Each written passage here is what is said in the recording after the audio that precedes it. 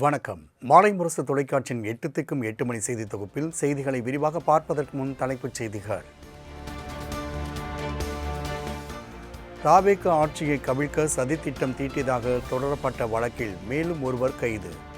ஏற்கனவே கைது செய்யப்பட்ட திருநாவுக்கரசு என்பவரின் கார் ஓட்டுநரை கைது செய்து போலீசார் விசாரணை.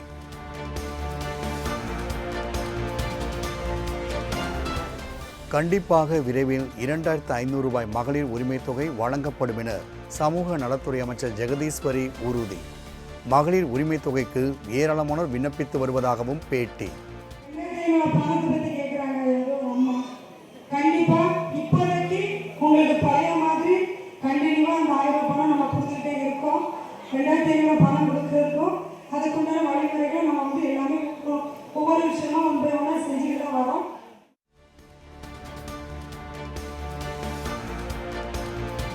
தமிழ்நாட்டில் தற்போது நடந்திருப்பது அரசியல் பேரிடர் என எதிர்க்கட்சித் தலைவர் உதயநிதி ஸ்டாலின் விமர்சனம். அரசியல் பேரிடரில் இருந்து தமிழ்நாட்டை திமுகவும் திமுக தலைவரும் மீட்பார்கள் எனவும் உறுதி.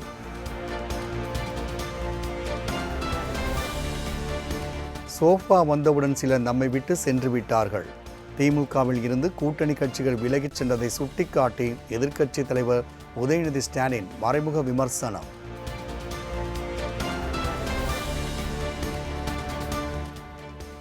சென்னை திருவேற்காடு அருகே நடைபெற்ற திருமண விழாவினில் உதயநிதி ஸ்டாலின் சீமான் சந்திப்பு. தமிழக அரசியல் களத்தில் எதிரும் புதிருமாக களமாடி வரும் இருவரும் ஒரே மேடையில் பங்கேற்பு.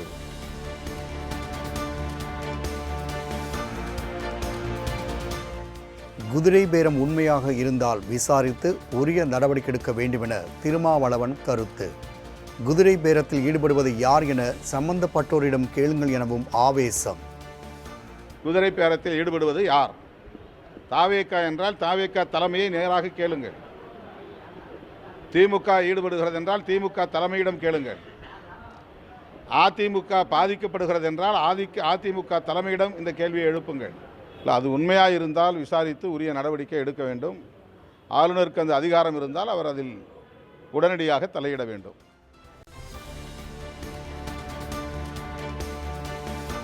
அதிமுகவில் இருந்து வெளியேறுபவர்கள் குறித்து அக்கட்சியின் பொதுச் செயலாளர் எடப்பாடி பழனிசாமி இதுவரை கருத்து தெரிவிக்காதது ஏன்? விடுதலை சிறுத்தைகள் கட்சியின் தலைவர் திருமாவளவன் சரமாரி கேள்வி. இது குறித்து இதுவரையில் அதிமுக பொதுச் செயலாளர் மேனாள் முதலமைச்சர் அண்ணன் எடப்பாடி பழனிசாமி அவர்கள் எதுவுமே கருத்து சொல்லவில்லை. ஊடகவியலாளர்களும் அதிமுக பொதுச் செயலாளரிடம் கேட்க வேண்டிய கேள்விகளை எங்களை போன்றவரிடத்தில் தொடர்ந்து கேட்டுக்கொண்டிருக்கிறீர்கள். தாவேகாவும் இல்லாத அதிமுகவும் அல்லாத எங்களை போன்றவரிடத்தில் நீங்கள் எழுப்புகிற கேள்வி பொருத்தமில்லாததாக இருக்கிறது. மக்கள் பிரச்சினைக்கு ஆளுநர் மாளிகை அணுகலாம் என தமிழ்நாட்டுக்கு மட்டும் கூறுவது ஏன் என மாணிக்கம் தாகூர் கேள்வி. டெல்லியில் உள்துறை அமைச்சர் அமித்ஷாவை சந்தித்து திரும்பிய ஆளுநர் அர்லேக்கரின் செயல்பாடு மாறி உள்ளதாகவும் விமர்சனம். ஆஃபீஸுக்கு போயிட்டு வந்ததுலேருந்து கவர்னர் ஆடி போயிருக்காரு, வசனம் பேசுகிறாரு. நான் எங்கள் மக்கள் குறை இருந்தால் என்கிட்ட வந்து கேளுங்கிறாரு. இதே தான் கேரளாவில் ஏன் சொல்ல மாட்டாருன்னு தெரியல எனக்கு.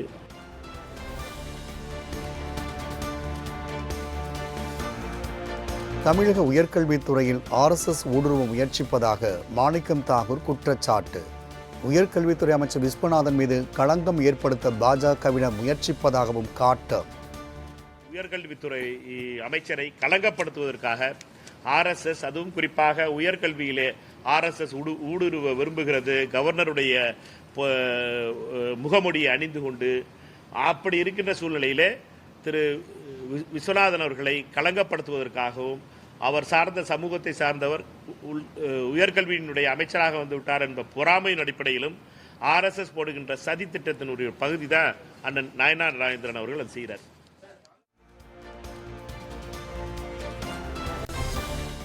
சென்னை சத்தியமூர்த்தி பவனில் நாளை காங்கிரஸ் செயற்குழு கூட்டம் நடைபெற உள்ளதாக மாநில காங்கிரஸ் தலைவர் மாணிக்கம் தாகூர் அறிவிப்பு. செயற்குழு கூட்டத்தில் முக்கிய முடிவு எடுக்கப்பட உள்ளதாகவும் பேட்டி. மிக தெளிவாக இருக்கிறோம். இந்த தாவேகா, காங்கிரஸ், லீக் மற்றும் VCK கூட்டணி என்பது நீண்ட நாள கூட்டணியாக மாற்ற வேண்டும். இது மக்கள் நலனை முன்வைத்த கூட்டணி, மக்கள் என்ன விரும்புகிறார்களோ அதை செய்வதற்காக அமைக்கப்பட்ட கூட்டணி. குதிரை பேர அரசியலை தமிழ்நாட்டில் உருவாக்கியதே திமுக தான். குதிரை பேரத்தை அறிமுகப்படுத்திய பெருமை திமுகவையே சாரும் என அமைச்சர் செங்கோட்டையன் கடும் தாக்கு. குதிரை பேரத்தை முதலில் உருவாக்கிய நிலை திமுகவிற்கு இருக்கிறதே தவிர எங்களுக்கு இல்லை, அந்த நிலை இல்லை.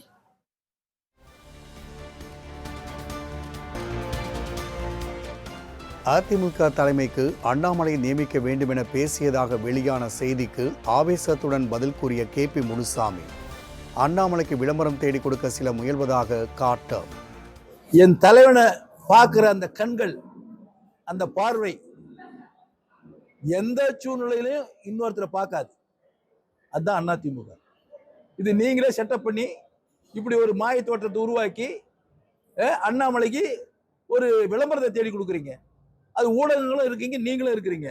கேள்விகள் கேட்கின்ற பொழுது ஒரு நியாயமான கேள்வி. 54 வருஷமா இருக்கிற ஒரு கட்சியை நேத்து எங்கேயோ ஓடி வந்த ஒரு நபருக்காக நாங்க தீர்மானம் போடணும்னு சொல்ற ஒரு கேள்வி கேட்கறீங்களே, உங்களுக்கு அது தர்மமா இருக்கிறதா?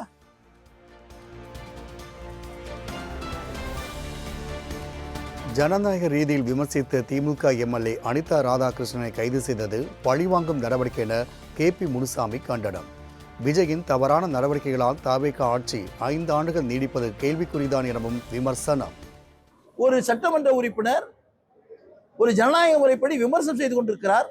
அப்படி விமர்சனம் செய்தவரை கைது செய்ய வேண்டும் என்று முயற்சி செய்த பொழுது உடனே அவர் முன்ஜாமீனுக்காக செல்கிறார். அப்படி சென்று அது இல்லை என்று மனு நிராகரிக்கப்பட்ட உடனேயே அடுத்த 60வது நிமிடத்தில் அந்த சட்டமன்ற உறுப்பினரை கைது செய்கிறார்கள். எவ்வளவு பழிவாங்கக்கூடிய நடவடிக்கை! ஆட்சிக்கு 50 நாட்கள் ஆகவில்லை. எவ்வளவு பெரிய தவறுகளை இந்த முதலமைச்சர் செய்து கொண்டிருக்கிறார்.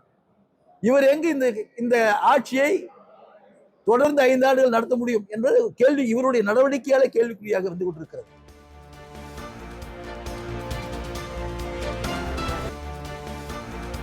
கர்நாடகாவிற்கு எதிராக ஒரு வீரப்பன் அல்ல, லட்சக்கணக்கான வீரப்பன்களை உருவாக்குவோம்.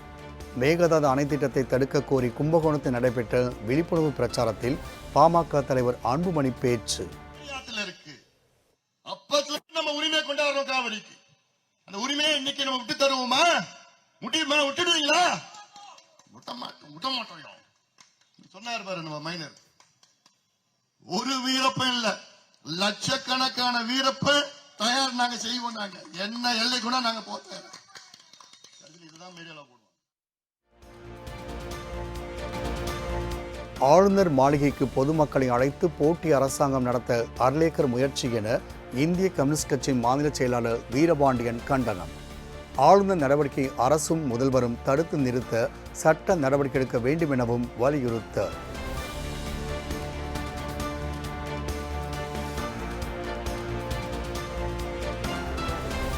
சென்னை மாநகராட்சி சார்பில் செயல்பட்டு வரும் முதல்வர் படைப்பகம் பெயரில் இருந்து முதல்வர் என்ற சொல் நீக்கம்.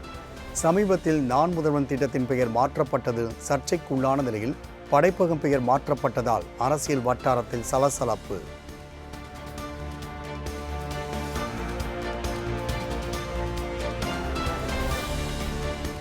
சென்னையில் பராமரிப்பு பணிகள் காரணமாக புறநகர் ரயில் சேவை பாதிப்பு ஏற்பட்ட நிலையில் மீண்டும் ரயில்கள் இயக்கம். 5 மணி நேரத்திற்கு பிறகு ரயில்கள் இயக்கப்பட்ட நிலையில் ரயில் நிலையங்கள் பயணிகள் காத்திருப்பு.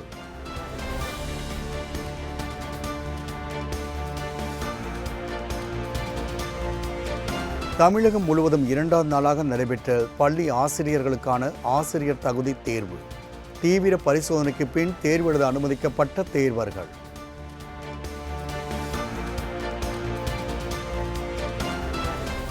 கூடங்குளம் முதலாவது அணு உலையில் ஏற்பட்ட பழுதினால் 1000 மெகாவாட் மின் உற்பத்தி நிறுத்தம். தமிழ்நாட்டிற்கான 562 மெகாவாட் மின்சாரம் கிடைப்பதில் தற்காலிக சிக்கல்.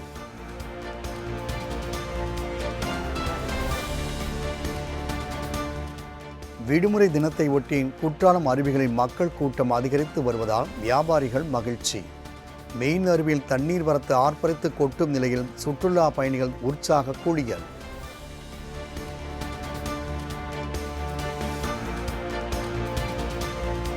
குமரியின் குற்றாலம் என அழைக்கப்படும் திற்பரப்பு அருவியில் அலைமோதிய சுற்றுலா பயணிகள். விடுமுறை தினத்தை ஒட்டி நூற்றுக்கணக்கானோர் தங்கள் குடும்பத்தினருடன் குவிந்து உற்சாக குளியல்.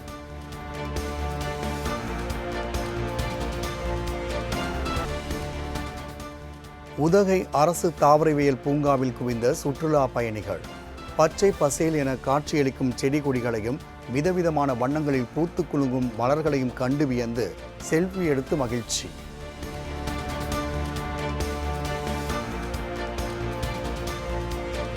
ஒடிசா மாநிலம் பாலசோருக்கு தென்கிழக்கில் உண்டான காற்றழுத்த தாழ்வு பகுதி காற்றழுத்த தாழ்வு மண்டலமாக வலுப்பெற்றது. அடுத்த 24 மணி நேரத்தில் வடக்கு ஒடிசா கடலோர பகுதியில் கரையை கடக்கும் என இந்திய வானிலை ஆய்வு மையம் தகவல்.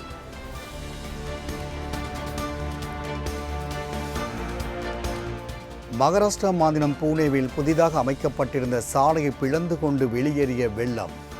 தொடர் கனமழையினால் புதிய சாலை பிளந்ததால் பொதுமக்கள் அதிர்ச்சி.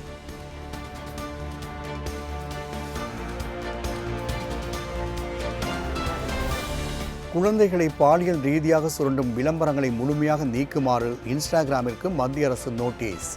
அடுத்த 7 நாட்களுக்குள் விரிவான விளக்கத்தை அளிக்கவும் உத்தரவு.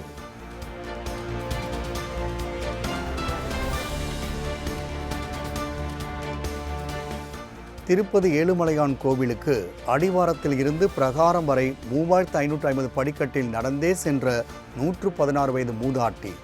தள்ளாத வயதிலும் சற்றும் சளைக்காமல் ஏறிய மூதாட்டிக்கு ஆந்திர முதலமைச்சர் சந்திரபாபு நாயுடு பாராட்டு.